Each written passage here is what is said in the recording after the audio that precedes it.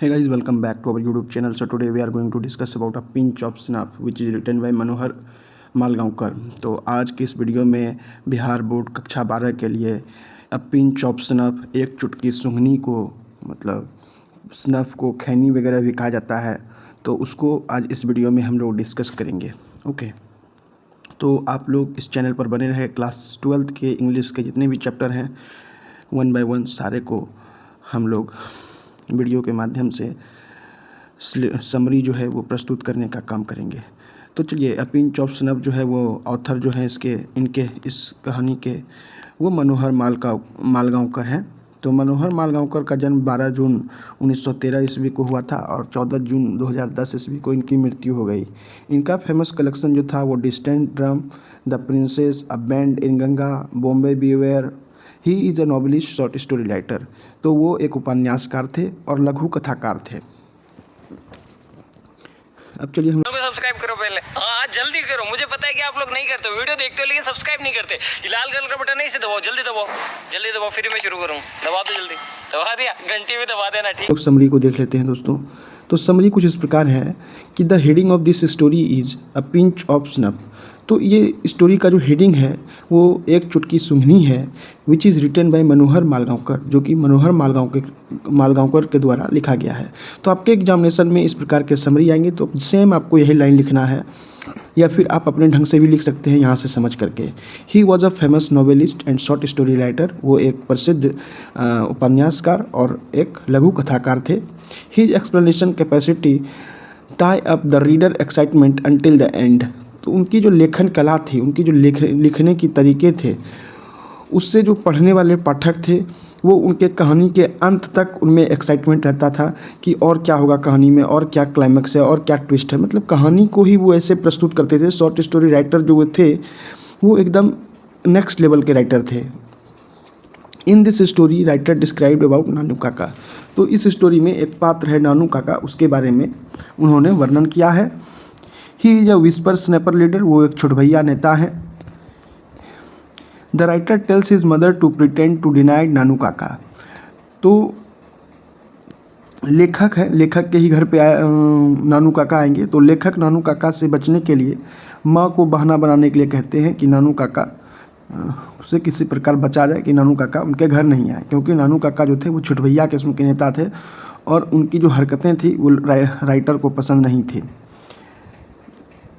और नानू काका जो था वो रिश्ते में मामा लगते थे राइटर के, ये बात हमेशा याद रखिएगा।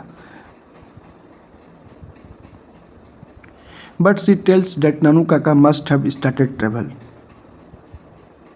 तो लेकिन वे बताती हैं नानू काका अपनी यात्रा प्रारंभ कर चुके हैं। तो मतलब लेखक की जो माँ है वो बताती हैं कि नानू काका अपना यात्रा प्रारंभ कर चुके हैं। नानू काका हैज़ ग्रेट पर्सनालिटी। तो नानू काका एक महान व्यक्तित्व थे। Mother was highly please to see Nanu Kaka but it's writer bad luck. तो माँ नानू काका को देखकर, मतलब नानू काका जब उसके घर पे आते हैं तो माँ नानू काका को देखकर बहुत खुश होती है, लेकिन यह लेखक के लिए एक ख़राब तकदीर के भांति यह सिद्ध होता है कि नानू काका उनके घर पे आए, क्योंकि नानू काका अक्सर छुटभैया किस्म के नेता थे, वो परेशान किया करते थे। ये बात हमेशा याद रखिएगा। लेखक उनसे चिढ़े हुए रहते थे, लेकिन माँ जो है, क्योंकि बहन थी, कोई भी भाई यदि किसी के घर आएगा तो उसकी बहन खुश ही होगी, तो बहुत खुशी थी।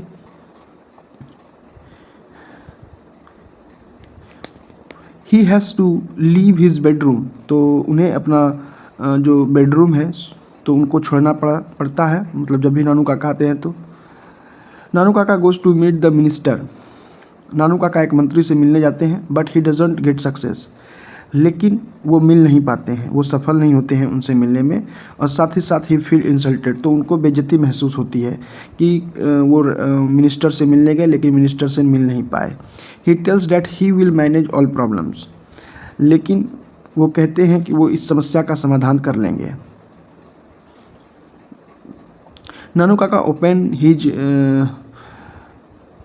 Snuff box and takes a pinch of it. तो आप लोग देखते होंगे गांव घर में भी खैनी वगैरह लोग खाते हैं तो चुटकी से निकाल करके, या तो को बहुत लोग सूंघते हैं या फिर कोई लोग मुंह के अंदर चबा लेते हैं। खैर ये कैंसरस चीज़ होता है, ये सेहत के लिए अच्छा बिल्कुल नहीं होता है। तो नानू काका जो है यहाँ पर चुनौती खोलते हैं और चुनौती से तंबाकू निकाल करके सूंघने लगते हैं। After that he start to talk about welfare minister, और इसके बाद वे कल्याण मंत्री के बारे में बात करते हैं। फर्स्ट ऑफ ऑल नानू काका मीट सोहन लाल। सबसे पहले नानू काका जो है वो सोहन लाल नाम के एक व्यक्ति से मिलते हैं। When नानू काका returns home he was highly silent, और जब नानू काका घर लौटते हैं तो वो पूरी तरह से चुप रहते हैं। But next morning he decided to visit to the minister house, लेकिन अगले ही दिन वो यह निश्चय कर लेते हैं कि वो मंत्री के घर जरूर जाएंगे, मतलब विजिट करेंगे। तो वो ये निर्णय कर लेते हैं। Nanu Kaka wears to dress of pandit of very large state. तो नानू काका सबसे पहले एक बड़े राजघराने के पंडित के रूप में पोशाक वगैरह तैयार करते हैं, टर्बन वगैरह पहनते हैं, मतलब पगड़ी वगैरह पहन लेते हैं।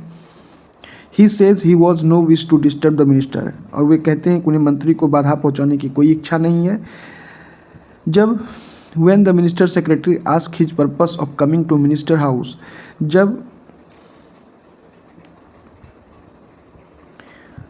मंत्री के जो सचिव होते हैं वो मतलब मिनिस्टर के घर आने का वजह पूछते हैं, तो he gave him name and address. तो वे अपना नाम और पता देते हैं और उस स्थान को छोड़ देते हैं। He lives that place. Next morning ministers came to meet with him. वे उस स्थान को छोड़ देते हैं और अगले सुबह मंत्री उनसे खुद ही मिलने आते हैं। The author thinks when the minister will know the fact. लेखक सोचते हैं जब मंत्री वास्तविकता को जानेंगे तो उनके साथ क्या होगा, what will happen with him. So he wants to far away from Nanu Kaka, इसलिए वह नानू काका से दूर रहना चाहते हैं। मतलब नानू काका जो धुरफंदी करके मिनिस्टर से मिलने की कोशिश कर रहे थे, तो लेखक को अंदर एक डर था कि यदि नानू काका ये धुरफंदी कर रहा है और यदि नेता को पता चल गया कि ऐसी ऐसी हरकत इनके द्वारा की गई है और ये इसके लेखक भेगना लगते हैं रिश्ते में, तो हमें ही पकड़ेंगे, हमारा ही गर्दन दबोचा जाएगा। तो इसीलिए लेखक जो है वो बहुत ही छिटके रहते हैं, मतलब पास जाने से बहुत कतराते हैं, नानू काका से दूर ही रहना चाहते थे। तो इतना ही है दोस्तों इस समरी में। आशा करते हैं कि आप लोग समझ गए होंगे, और यदि कोई प्रकार की त्रुटि हो आपको तो बोलिएगा। और साथ ही साथ पहले सारा समरी को हम लोग डिस्कस कर लेंगे, उसके बाद चैप्टर वाइज ऑब्जेक्टिव भी करा देंगे आपका, जिससे कि आपका क्लास 12 जो आने वाली एग्जामिनेशन है 2025 में वो सकुशल तरीके से आप एग्जाम में लिख पाए। धन्यवाद दोस्तों, thank you so much. Video को लाइक कर दीजिएगा, चैनल को सब्सक्राइब कर दीजिएगा, बेल आइकन को प्रेस कर दीजिएगा। Thank you so much.